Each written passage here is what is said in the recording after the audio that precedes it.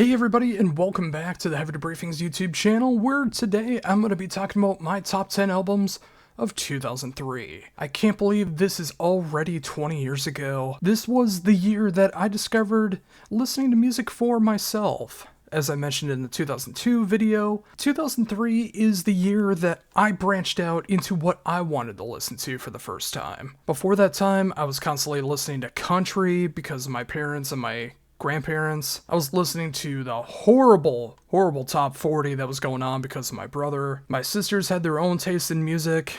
And of course the kids around me, living in a very small town of then 951 people. Oof, there was not a lot of options for me until I got the internet. I heard Metallica's Saint Anger, and it took me out of my Metallica phase, and I wanted to listen to music that I would personally enjoy for my own tastes. And all of that started in 2003.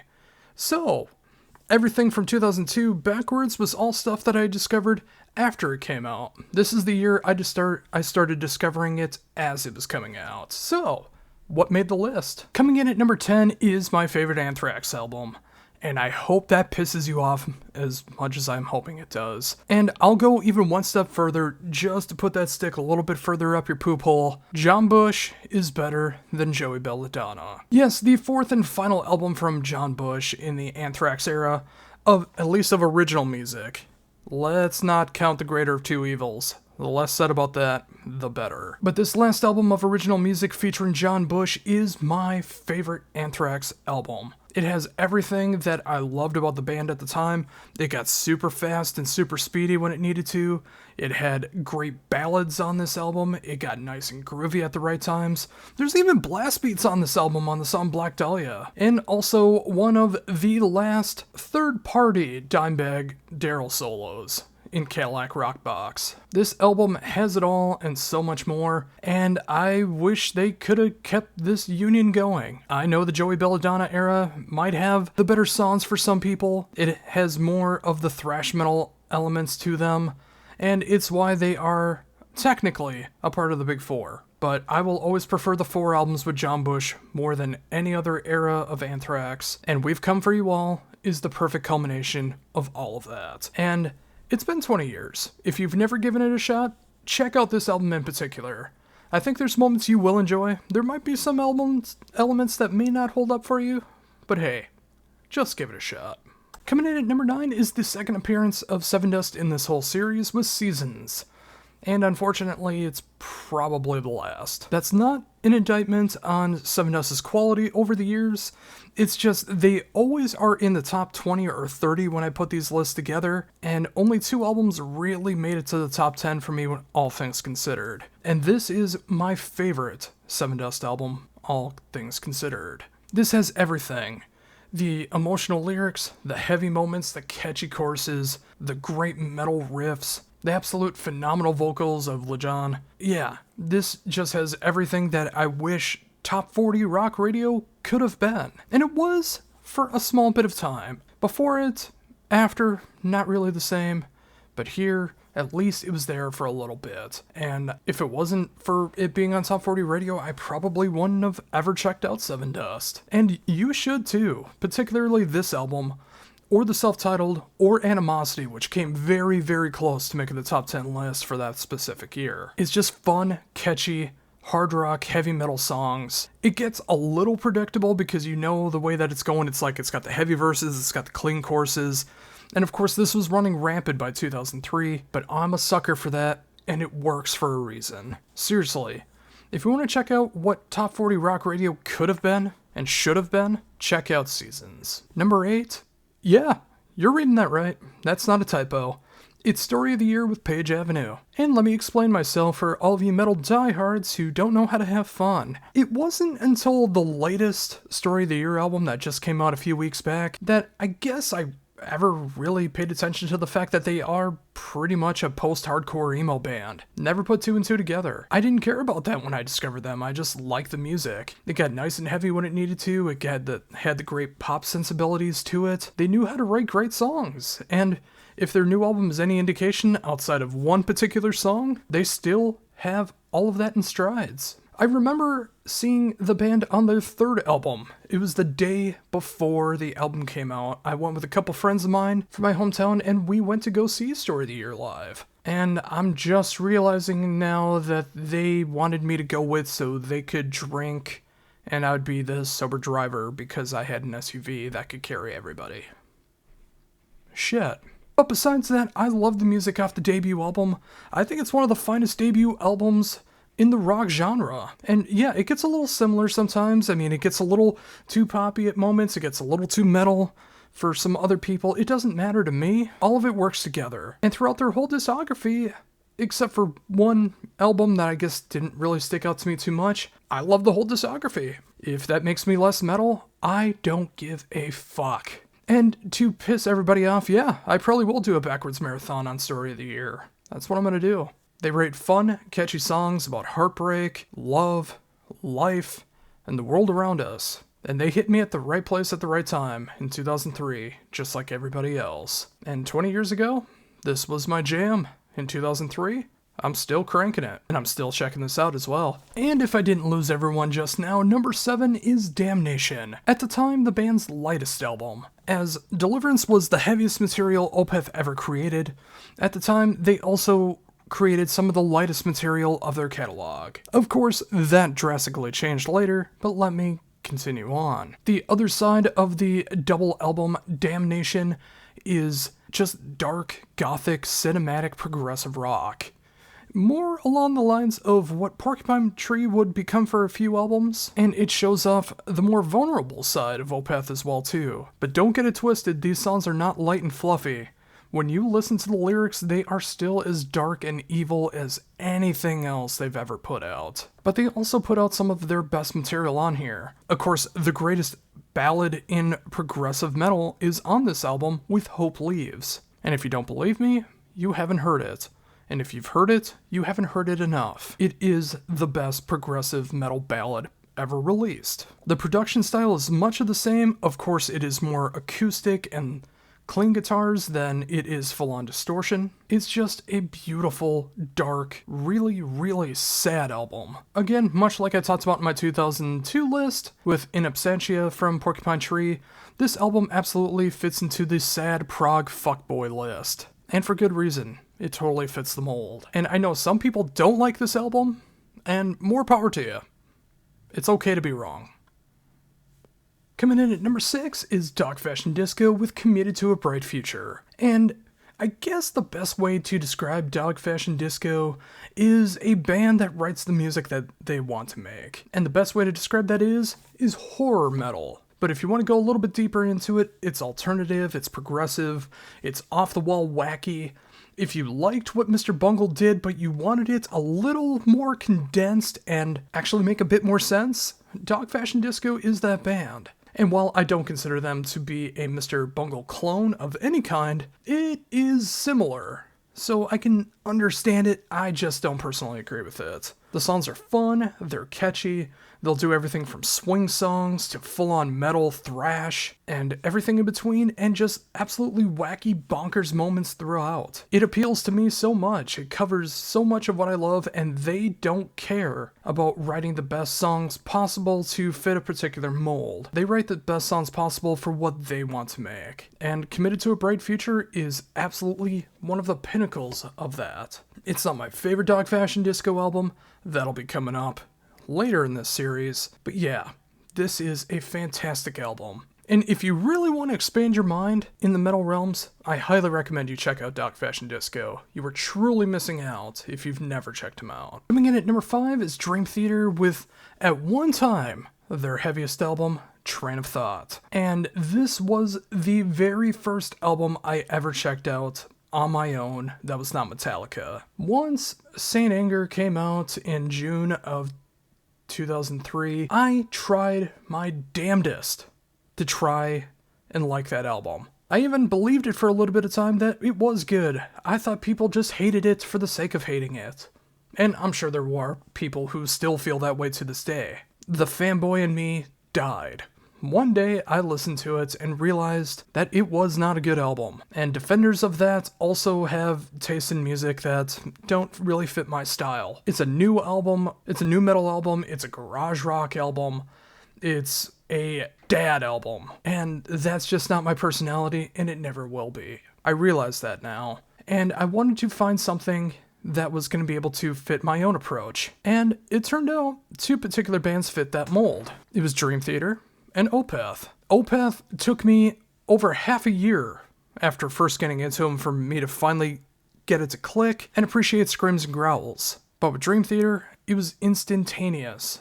And this was the first album I ever checked out. As I Am is the very first Dream Theater song I ever heard. And this album still lives up to everything that I love about it to this day. It is fantastic, heavy, progressive metal. Whether it's Stream of Consciousness, their best instrumental song, In the Name of God, one of their best epics, As I Am, which, honestly, I heard it on Top 40 radio around here. Only once, but it did happen. And there's so much more to love about it as well. The production is pristine. John Petrucci's solos album on here is just incredible. I do prefer the ending guitar solo at the In the Name of God on the live version of Live at Budokan. That is one of my favorite solos of all time. But it is attached to Drain of Thought as well, because it was during that album cycle. And of course, my favorite drummer plays on here, Mike Portnoy. And at one point in time, I could play this album from start to finish on my kit. I couldn't replicate it perfectly because no one has the drum set that he does. But I could play along to it, I could hit all of the odd time signatures, all the wacky styles that happen in between it, all the crushing metal riffs that happen as well. This formed me into the prog nerd that I became, and while it's a little bit less now, I still am a prog nerd. I'm just a bit more selective of what I enjoy in prog. But all of that came to a head and started back in 2003 with Train of Thought, and it's still one of my favorite Dream Theater albums for that reason. It formed me into the loner that you see in front of you. Whether that's a good or a bad thing is up to you. Coming up at number 4 is another great masterpiece from Soilwork with Figure Number 5. And considering they just wrote Natural Born Chaos the year before, the fact that Figure Number 5 comes out sounding this good is incredible. This is what a lot of people consider to be the best Soilwork album, along with Natural Born Chaos, and it's hard to disagree. Everything before it was a little too death metal, everything after it either became a little too alternative or a little too prog. To some people. To me, there's only one real dud in the Soilwork discography, and I'm sure we'll tackle that in the Backwards Marathon. But with Figure Number 5, no duds whatsoever. Perfect culmination of melodic death metal, alternative metal, some of the greatest choruses ever written, some of the greatest riffs ever written. One of, if not my favorite Soilwork song, Departure Plan, is on this album. I mean, everything that I say about Natural Born Chaos in the previous video can be applied here. It's just done a little bit differently, but they work so perfectly together that they should be heard right next to each other, side by side. Not at the same time, play one then the other. This is Soilwork in prime form, before they made a huge change that would come right after this album, but hey, I think it worked out for the best. But if you don't agree, why don't you check out the perfect mellow death era that is Soilwork's Figure Number 5. And of course, Natural Born Chaos. And number 3 is Evergrey with Recreation Day. I will never forget seeing Tom England on Headbangers Ball back in 2003 promoting this album. And it was right before Opeth started to click with me with Screams and Growls. And I saw Evergrey being promoted on there. And they did an interview and they premiered 2 videos. First was I'm Sorry, their cover, their power ballad, which is phenomenal. But they also had the song Blinded as well. And I started hearing it and all I could think was existential dread. Oh no, they're gonna go into the screams and growls, they're gonna ruin this great melodic guitar riff, these keyboards and everything with a bunch of screams and growls. Wow, was I wrong! Tom England has one of the great dark, progressive power metal, dark metal voices. It is dark, somber, always clean, always filled with sorrow and pain. It's funny because when you meet him, he's the exact opposite. He's just so happy and jolly and fun to be around. But musically, he just has more soul than so many other singers in the genres. Recreation Day is another one of those albums that truly changed me. Much like Train of Thought, much like Deliverance.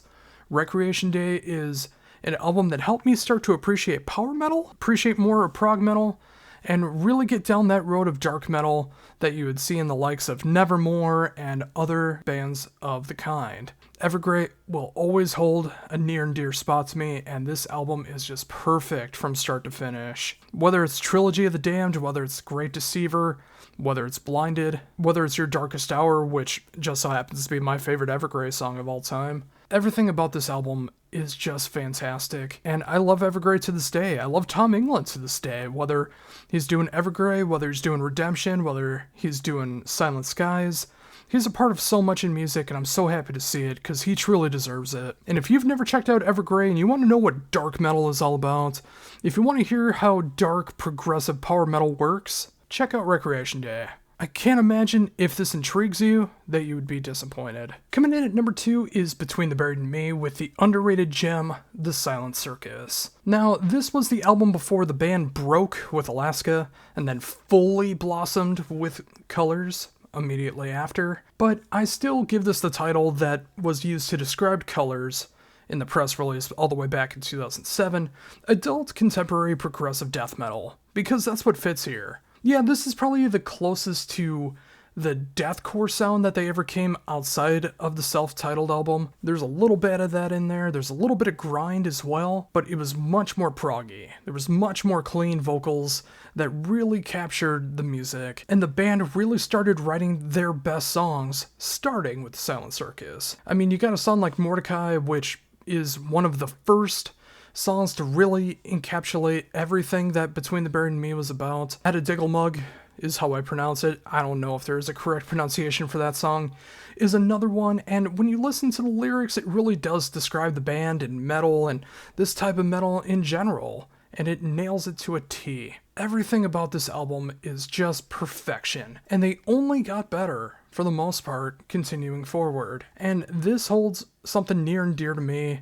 Mordecai was the first song I ever heard from BT Bam, and it still holds so much merit to my heart. And as Colors is their best album, Alaska rules, The Great Misdirect is an absolute masterpiece, then everything after. The Silent Circus is one of those albums that is always going to mean something to me. And if you want to see me talk about it, you can see me actually talk about this particular band in the series named after Between the Buried and Me, Backwards Marathon. It's the second episode I ever did. Go check it out. You can see me go into much more detail about the band. And coming in at number 1 is an album that, when I first heard it, I instantly fell in love, but it didn't hit me the way that it did the other album that I checked out at the same time when I bought it, Terria. But in the years to come, it slowly but surely became one of my favorite releases ever from Devin Townsend, and even since I made the Backwards Marathon last year on Devin, this is inching even closer to the very top spot of my favorite Devin Townsend album. Yes, of course, the Devin Townsend Band in Accelerated Evolution.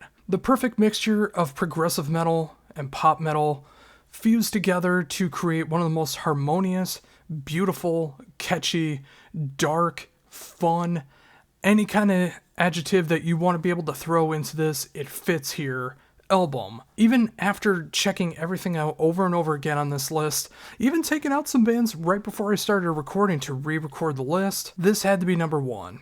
And it wasn't at the number 1 spot when I put it together the first time, but yeah, this is the number 1 album of 2003 to me. Every song on here, I love to death.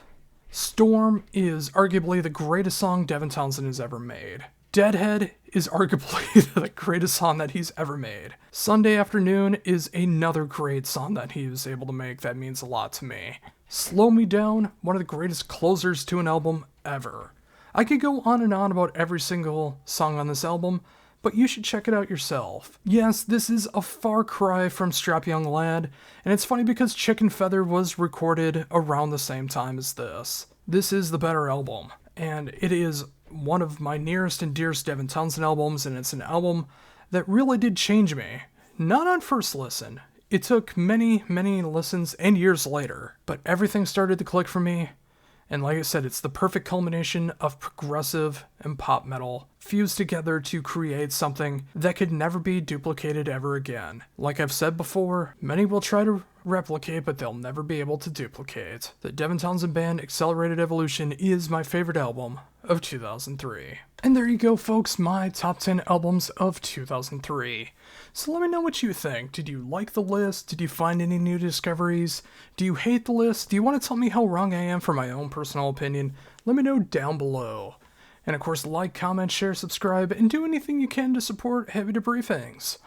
I love all the views and subscribers and everything that I've been getting so far, and I deeply, truly appreciate it. And until the top 10 albums of 2004, or any other top 10 list that I make, interview, review, backwards marathon, or any other kind of video that I make here on the Heavy Debriefings YouTube channel. For Heavy Debriefings, this is Josh Rehnquist saying, see ya.